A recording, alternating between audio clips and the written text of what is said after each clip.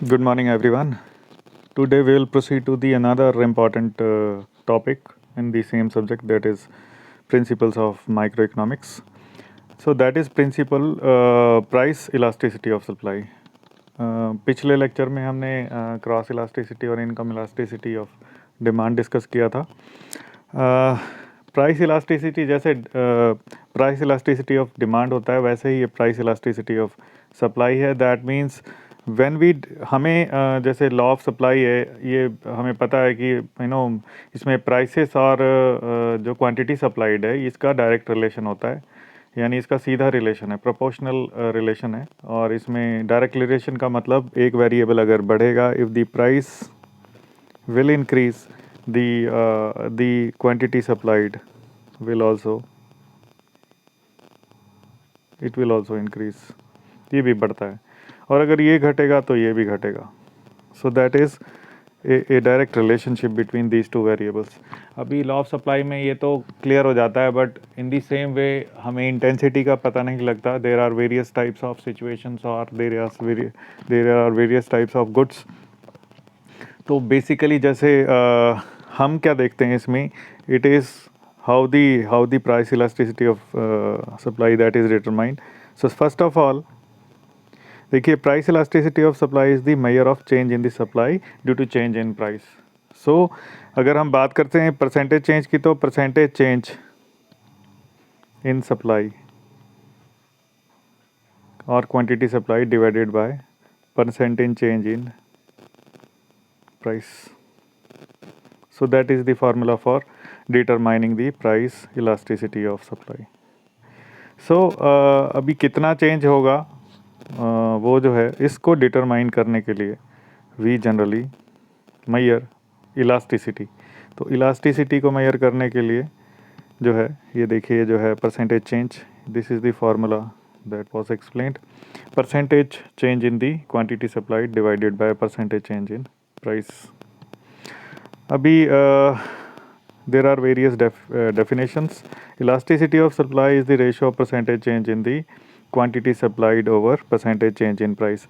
देखिए, आप जब भी कहीं आपको फार्मूला पता है तो basically you can write the definition एक स्पेसिफाइड, तो ये आपको कोड करनी पड़ेगी अगर किसी खास इकोनॉमिस्ट के द्वारा दी गई है. लेकिन अगर आप मीनिंग लिखना चाह रहे हैं, प्रिसाइज मीनिंग लिखना चाह रहे हैं, तो उस केस में you can explain the formula. Basically, if it is in PQ form, P oblique Q, then you can quote the relationship between the two variables. अब बात आती है degrees of elasticity of supply. Whenever a question is asked, अगर question पूछा जाता है exam में कि आपको price elasticity of supply explain करना है, तो प्राइस इलास्टिसिटी ऑफ सप्लाई आप 14 मार्क्स या 7 मार्क्स में ये सफिशिएंट मैटर नहीं होगा. You are suppose to write the diagrams and you are suppose to explain the diagrams as well. लेकिन इसके अलावा आप इसमें ऐड कर सकते हैं degrees of elasticity of supply. तो degree of elasticity of supply हमेशा जो है इलास्टिसिटी ऑफ सप्लाई कंसेप्ट के साथ एक्सप्लेन की जानी चाहिए with the diagram. So there are 5 degrees. Basically 5 तरह की डिग्रीज होती हैं, जैसे यहाँ पर भी हमने पिछले degrees of elasticity of demand में हमने डिस्कस किया था. So first case could be perfectly elastic supply. ये जो परफेक्टली सप्लाई जो इलास्टिक सप्लाई होता है, जैसे हम परफेक्टली इलास्टिक डिमांड डिस्कस कर रहे थे, ये इसी तरह से बनता है. डिमांड के केस में भी हमने यही डिस्कस किया था कि ये जो है हॉरिजॉन्टल लाइन बनी होती है. अब प्राइसेस जितना मर्जी बढ़ा लें घटा लें, बढ़ता है घटता है, जो ये है ये इन्फिनिटी हो जाता है चेंज. इसका मतलब ये मैक्सिमाइज भी हो सकता है, मिनिमाइज भी हो सकता है. So that means perfectly elastic supply refers to a situation in which any amount will be supplied at a going price. तो प्राइसेस बहुत सेंसिटिव होते हैं इस केस में, और ज़रा सा बदलाव करने पर भी जो है बहुत ज़्यादा सप्लाई में कमी और बहुत ज़्यादा ये सप्लाई बढ़ जाती है. डिमांड के केस में हमने डिस्कस किया था, उसके लिए नंबर ऑफ़ कॉम्पिटिटर्स ज़्यादा होते हैं, जिस वजह से डिमांड जो है शिफ्ट होता है डिफरेंट कॉम्पिटिटर्स के बीच में। यहाँ देखें आप, ये सिंबल ज़रूरी है देखना, ई के साथ टू द बेस एस लिखा हुआ, it is equal to infinity. और ज़्यादातर जो है जब भी आपको जब इलास्टिसिटी है वो अगर परफेक्टली इलास्टिक का सिचुएशन है तो वहाँ पर ज़रूर there will be the element of perfect competition. उस केस में मैनी कंपटीटर्स आर देयर, ज़रा सा प्राइस चेंज करेंगे, the competitor will, the person will और the company will go out of the market and the market share will be captured by other competitors. तो उस case में इतना sensitive हो जाता है कि अगर कोई 10 रुपए के साबुन के सेगमेंट में अगर कोई ज़रा सा बदलाव करे, अगर वो 50 पैसा भी अगर जो है इंक्रीज़ कर देता है, तो उस केस में that becomes a problem for the organisation in case of perfect market competition. So that is possible in case of there is a perfect market competition. और यहाँ पे आपने ये सिंबल जो है elasticity of supply is it is equal to infinity. Then the second case or the second degree, that is perfectly inelastic. ये demand के case में भी हमने देखा था, ये वर्टिकल ही होता है, वर्टिकल ही होता है। ये देखें आप, इसका मतलब any change in price will not affect quantity supplied. तो ये बिल्कुल जैसे वहाँ पे आपने स्टडी किया था, तो यहाँ हम बजाय इसके यहाँ हम क्वांटिटी सप्लाइड मेंशन करते हैं एक्स एक्सिस में, और यहाँ पर प्राइसेस एज यूजुअल जो है जैसे हम करते हैं तो ये वाई एक्सिस पे शो करते हैं। तो कोई भी बदलाव कीमतों में, कोई भी बदलाव क्वांटिटी सप्लाइड में कोई बदलाव नहीं लेके आता, चाहे वो प्राइस बढ़े हों या घटे हों, दैट इज़। और इसको हम ज़ीरो इलास्टिसिटी, यहाँ पर क्या होता है, price elasticity of supply it is equal to zero. E to the base S लिखा जाता है, it is equal to zero. तो ये डायग्राम्स के थ्रू इजी हो जाता है एग्जामिनर को समझाना। तो अभी आप देखें यहाँ पे perfectly elastic supply refers to a situation in which there is no change in the supply. कोई बदलाव नहीं आता, सारा बदलाव प्राइसेस में देखा जाता है, regardless of change in supply. Price has no influence on the quantity supplied. Price का कोई इन्फ्लुएंस नहीं होता क्वांटिटी सप्लाइड पे। So there could be a different situation according to which the degree of elasticity changes.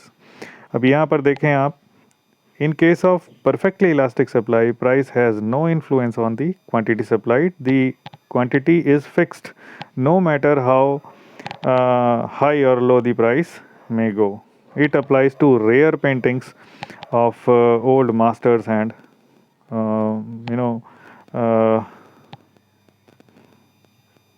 it applies to rare paintings of old masters and by definition to fixed factors during the period under competition. That means the supply is fixed and it is limited also. Paintings की बात करते हैं या कोई भी rare product है जो कि इजीली अवेलेबल नहीं है, जहाँ पर जो बायर्स हैं वो एक सिलेक्टेड सेगमेंट है बायर्स का, तो उस केस में बोलियां लगती है, ऑक्शंस होते हैं, प्राइसेस लोअर लिमिट से लेकर जो है मिनिमम लिमिट से लेकर हाई रेंजेस तक जाते हैं जहाँ पर एक्शन होते हैं, और प्राइसेस चेंज होते रहते हैं। But the supply, for example if say 10 paintings are to be sold, those 10 paintings will be sold with the help of the auction. So यहाँ पर जो इसका जो कर्व होता है या जो इसका इलास्टिसिटी इसको शो कैसे करते हैं डायग्राम्स के through, it is a vertical line, जैसे हम इलास्टिसिटी ऑफ डिमांड के केस में इसको शो करते हैं। Then the next type of degree और the next degree of price elasticity of supply, that is unitary elastic. अब जब यूनिटरी होगा तो ये बराबर होगा 1 के। Here price elasticity of supply will be equal to 1। Unitary का मतलब 1 होता है, यानी कि प्राइस में अगर 10% इंक्रीज़ आएगा तो लॉ ऑफ सप्लाई के अकॉर्डिंग इक्वल लगभग 10% का सप्लाई क्वांटिटी सप्लाइड में भी इंक्रीज़ आएगा। ये क्या है, यूनिटरी है, बराबर change. So that will be, अगर आप फार्मूला लगाएंगे तो 10/10 हो जाएगा, it will be equal to 1। क्यों? क्योंकि परसेंटेज चेंज इन हम कैसे डिटरमाइन करते हैं, percentage change in quantity supply quantity supplied, ये जो ट्रायंगल है ये सब चेंज के बारे में बताता है। Quantity supplied divided by percentage change in price. तो ये तभी 1 होगा जब दोनों न्यूमरेटर और डिनोमिनेटर बराबर होंगे। 20% अगर 20% प्राइसेस में गिरावट हुई तो 20% ही सप्लाई में भी गिरावट आएगी। तो यहाँ 20/20 विल बी इक्वल टू 1। तो जब बराबर बदलाव आए तो ये यूनिटरी इलास्टिक सप्लाई होता है, और ये इस केस में लॉ ऑफ सप्लाई को फॉलो करता है। तो यहाँ देखें आप with the help of diagram, when the price was P, over here it is L, quantity supplied. When it increased from P to R, तो क्वांटिटी सप्लाइड। ये जो डिस्टेंस है दोनों का, ये जब प्राइस जितना बढ़ा उतना ही क्वांटिटी सप्लाइड बढ़ गया। सो that is an example of, ये देखिए यहाँ 50%, that is an example of unitary price elasticity of supply.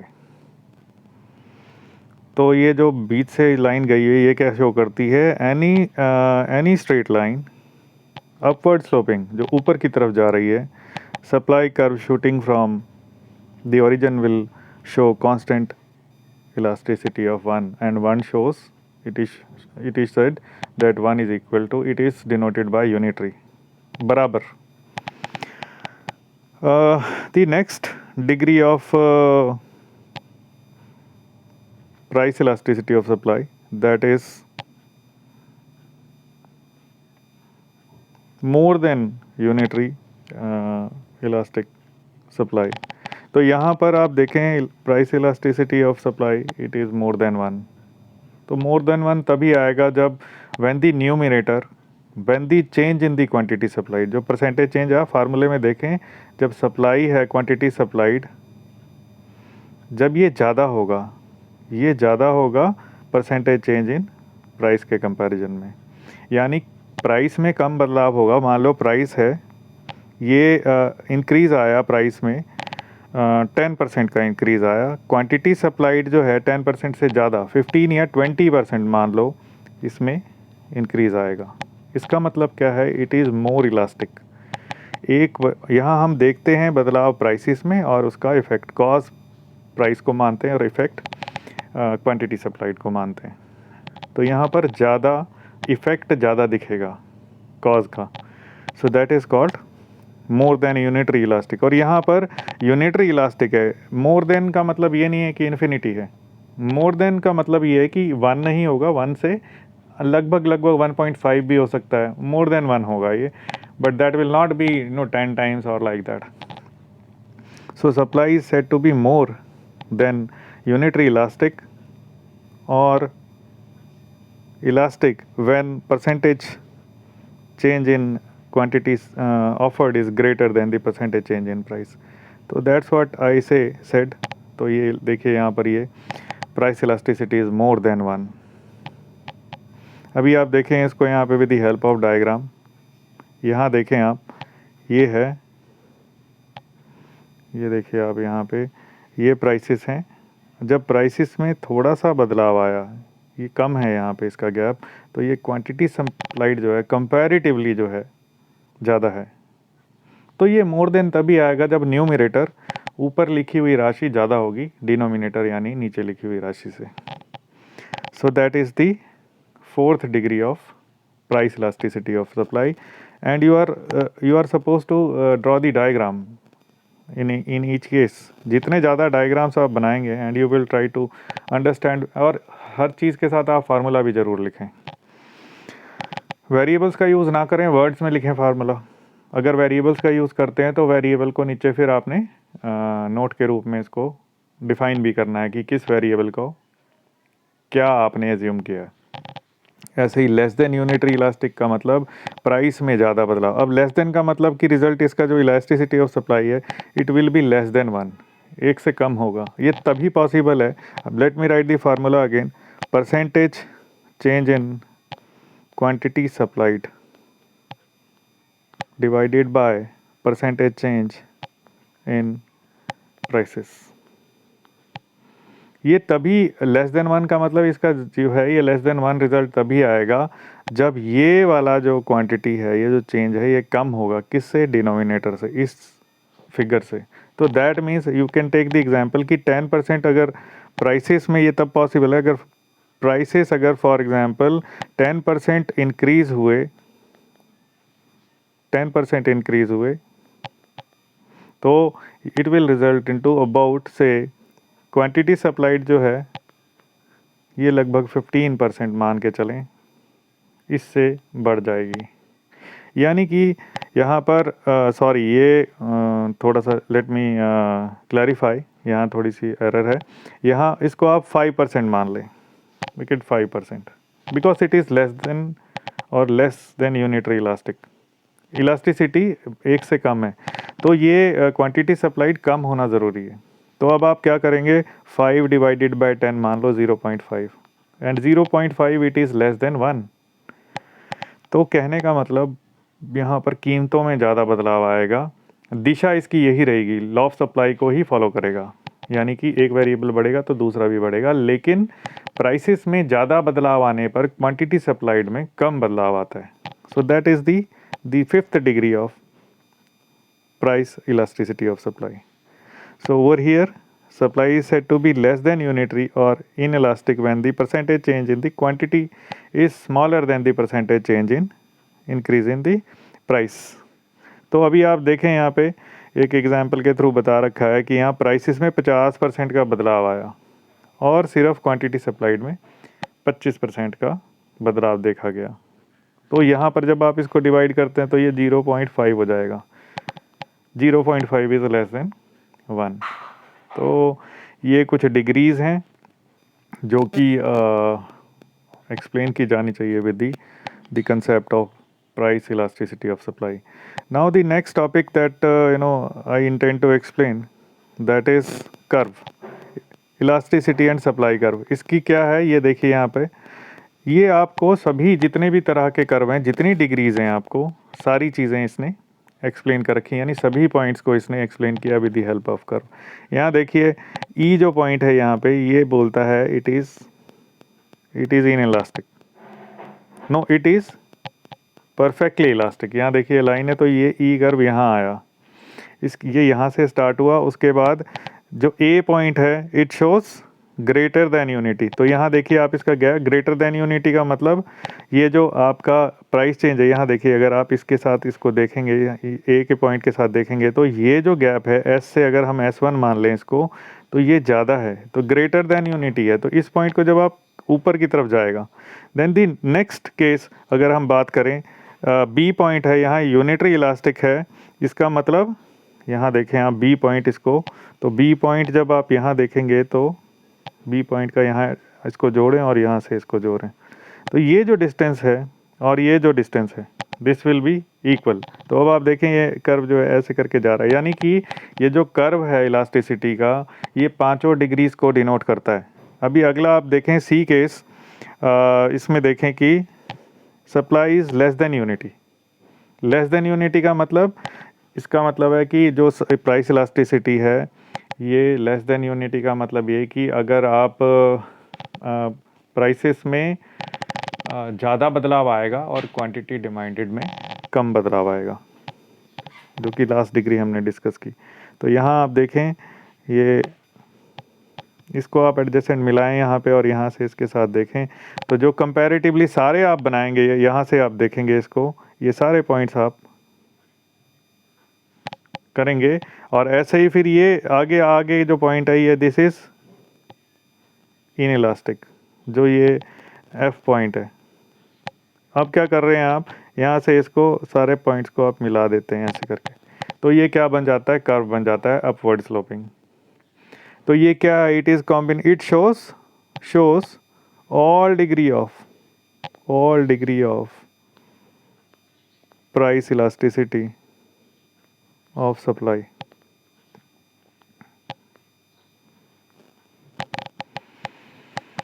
So that is all for today. इसको समझें, और अगर if you don't understand it let me know, I will try to understand, make you understand, I will try to clarify these things. ये table के through ये जो है यहाँ पे देखिए आप इसको समझाया जा सकता है इस तरह से, and you can give a brief reading. इसके अलावा we'll proceed to the next topic in the coming lecture, that will be factors influencing elasticity of supply. So thank you.